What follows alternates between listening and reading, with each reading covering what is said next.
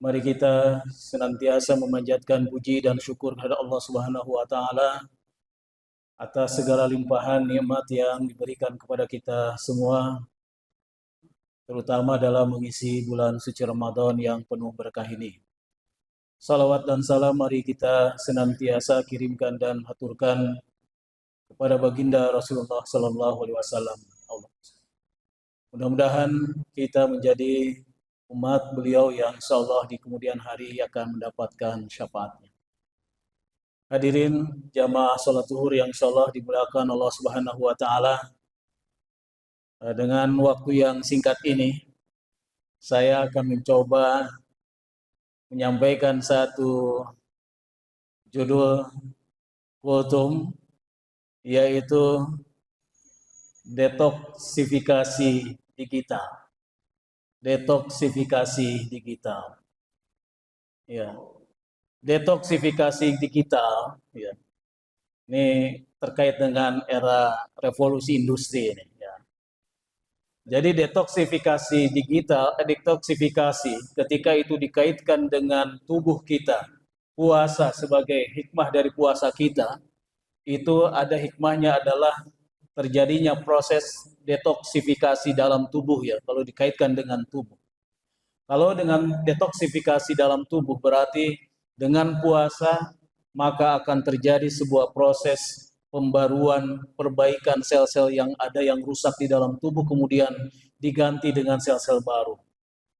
Kemudian ketika imunitas juga, itu akan meningkatkan imunitas kita di dalam tubuh.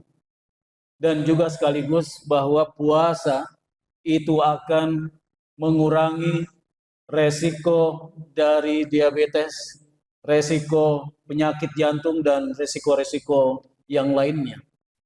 Ini sebuah bukti ilmiah yang menguatkan hadis Nabi Muhammad SAW, sumu tasihu, berpuasalah maka kalian akan sehat. Bahkan dalam gaya orang modern saat ini ada namanya intermittent fasting, di mana seseorang untuk menjaga kesehatan itu dan kebugaran dan bahkan untuk memperpanjang umur itu harus mengatur pola makan dan minumnya, yaitu yang mengatur waktu kapan dia harus makan dan kapan dia harus minum. Kalau detoksifikasi itu dikaitkan dengan digital, maka pengertiannya adalah usaha atau ada proses pengurangan, mengurangi atau membatasi interaksi kita dengan teknologi digital atau smartphone sementara, khususnya ketika kita menjalankan ibadah puasa di bulan suci Ramadan yang suci ini, yang penuh berkah ini, yang berbagai keberkahan dan rahmat Allah itu akan kita dapatkan dengan itu. Karena hadirin yang dimuliakan Allah Subhanahu wa taala, dengan ketergantungan kita terhadap digital, smartphone itu yang kurang lebih antara 6 sampai 7 jam per hari rata-rata itu, maka akan mengakibatkan efek negatif. Salah satunya adalah kecemasan digital. Bagaimana itu bisa terjadi? Cemas. Lihat statusnya orang dapat THR, kita belum. Kita statusnya orang dapat vakasi, kelebihan jam, kita belum. Cemas. Orang buka pakai opor ayam, kita pakai ikan asin, cemas. Hadirin yang dimuliakan Allah Subhanahu wa taala, ya. Bahkan akan mengakibatkan ada namanya istilah doom scrolling. Doom scrolling itu kalau orang sudah lihat Facebook, itu di scroll terus, Pak. Scroll terus, udah berhenti. Dilihat TikTok, scroll terus.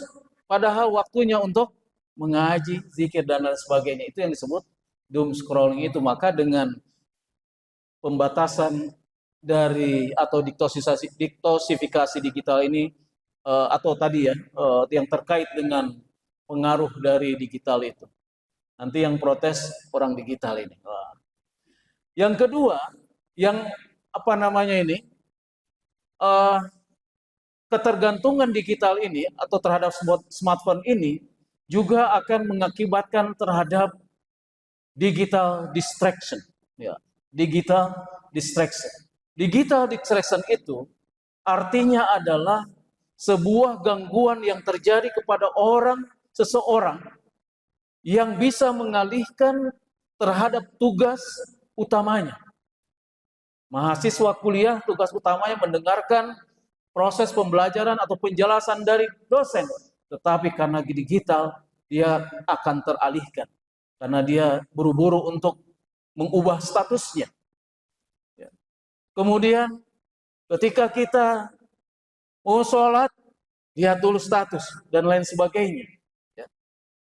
Dan ketika kita dalam tugas kita keseharian yang harusnya kita menyelesaikan mengetik misalnya tugas kita, karena harus melihat dulu itu WA, status, TikTok, dan lain sebagainya, maka tugas kita, utama kita sebagai pegawai negeri, sebagai pegawai, itu terdistrak dengan kebiasaan atau dengan penggunaan smartphone atau teknologi ini.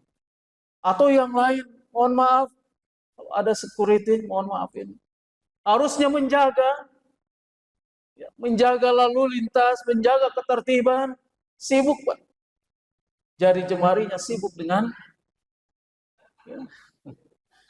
walaupun ini barangkali kita juga terkena semua, termasuk saya. Seharusnya saya melaksanakan tugas, melaksanakan kebijakan, mengimplementasikan kebijakan Pak Rektor, tapi saya lihat dulu WA saya, sehingga yang harusnya cepat menjadi terlambat.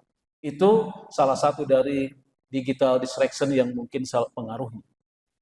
Olehnya itu, dengan detoksifikasi digital ini, kita membatasi interaksi kita dengan smartphone itu, maka insya Allah akan meningkatkan fokus kita, konsentrasi kita, khususnya di bulan suci Ramadan, yang dimana tujuan atau kita di dalam bulan suci Ramadan tentu tidak hanya menahan lapar dan dahaga saja, tetapi harus memanfaatkan fasilitas yang diberikan oleh Allah Subhanahu wa taala ya, dengan berbagai pahala yang kita lakukan melalui ibadah-ibadah, membaca Al-Qur'an, menghatamkan Al-Qur'an, tadarus Al-Qur'an, mempelajari ilmu, meningkatkan ilmu-ilmu pengetahuan agama yang lain ya. Dan sekaligus juga meningkatkan produktivitas. Tentu produktivitas di bulan suci Ramadan ini berapa banyak ayat Al-Quran, juz yang kita sudah selesaikan sampai hari ini. Berapa orang yang berpuasa dan membutuhkan untuk berbuka, kita berikan, ikut memberi buka puasa. Berapa kebaikan-kebaikan yang lain yang kita produksi atau kita wujudkan, implementasikan di dalam selama bulan suci Ramadan ini. Ini adalah di antara kalau terjadi detoksifikasi digital ini atau membatasi. Mudah-mudahan kita lebih produktif dalam rangka memanfaatkan bulan suci Ramadan ini. Hadirin yang dimuliakan Allah Subhanahu wa taala, ini sudah berapa menit ini? Lewat 10 menit ya.